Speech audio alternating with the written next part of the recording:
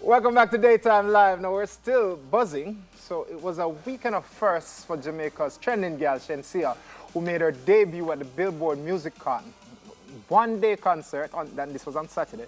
So before tapping into her versatility and becoming an award presenter at the Billboard Music Awards in Las Vegas, Nevada on Sunday night. The 25-year-old, who was clearly prepared for her speech, presented the Pepsi Mic Drop Award to Glass Animals for their chart-topping Billboard hit, Heat Waves. Now clad in a long brown fur dress accentuated with green, red, pink, and white, coupled with two thigh-high splits, the blessed singer greeted the packed audience in her native tongue.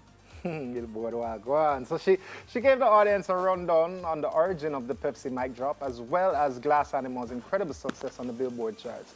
Now, this is all courtesy of their award-winning track.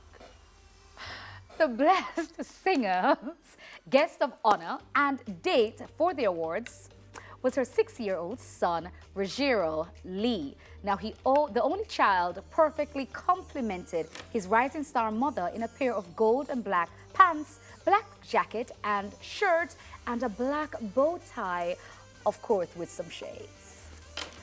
You know what? I feel like whoever it was that wrote this article, when they say her native tongue, I think that was a play on words.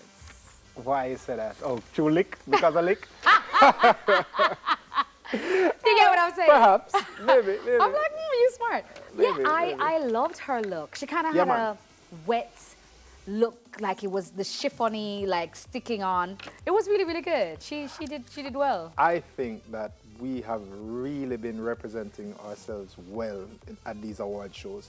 I think that all of the nominees for the Grammys and as well as Shenseea here on Billboard Music Con, I think that they've been looking excellent, looking amazing, speaking well, carrying themselves well. So I'm very proud of what we've been doing. Representing the culture, representing the country. Yeah. And I feel like as well, like, there's, like you said, there's a lot of persons who's been doing it before her that didn't get the global recognition that they deserved. You know what I mean? There's a lot of people that's been trotting the boards of the Met Galas and various other things. And I'm really glad that using Shenseea as an ambassador, we're able to, like you said, because we can do it all. And what Jamaicans lack is usually just opportunities. You know, like when a big artist goes somewhere to do something, the world may not know. So the publicity, the cameras don't necessarily, the tabloids don't pick up that they were there, you know? So I'm proud of them. She's doing a great job. Well. Proud of her. Big up his Shenseea. All right. Oh, gosh. A mass shooting in Buffalo is being investigated as a hate crime after a man gunned down at least 10 people in cold blood, all of which was live streamed on Twitch. So 18-year-old Peyton Gendron was taken into custody Saturday and is now being questioned by the FBI after he went on a shooting rampage at a grocery store with what appears to be a semi-automatic weapon. 10 dead, 3 injured, 11 of them were black. Officials say Gendron drove 200 miles to arrive in this particular location or this particular neighborhood, which is, of course, predominantly African American. Now, report says he also posted a manifesto declaring himself a white supremacist. The live streamed video sees him driving to the supermarket, then pulling up right in front of the entrance, parking his car, and hops out to start shooting. Police swarmed in upon reports of a mass shooting. Now, Gendron was charged with first-degree murder. He pled not guilty. He will be back in court on Thursday. Buffalo Police Commissioner Joseph Gramaglia said the evidence we have uncovered so far makes no mistake this is an absolute racist hate crime.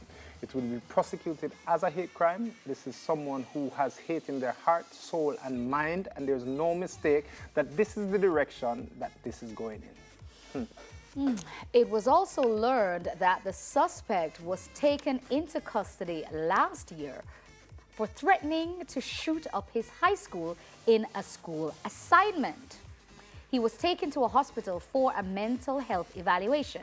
Now, despite all that, police says he was still able to purchase the weapons used in Saturday's attack legally.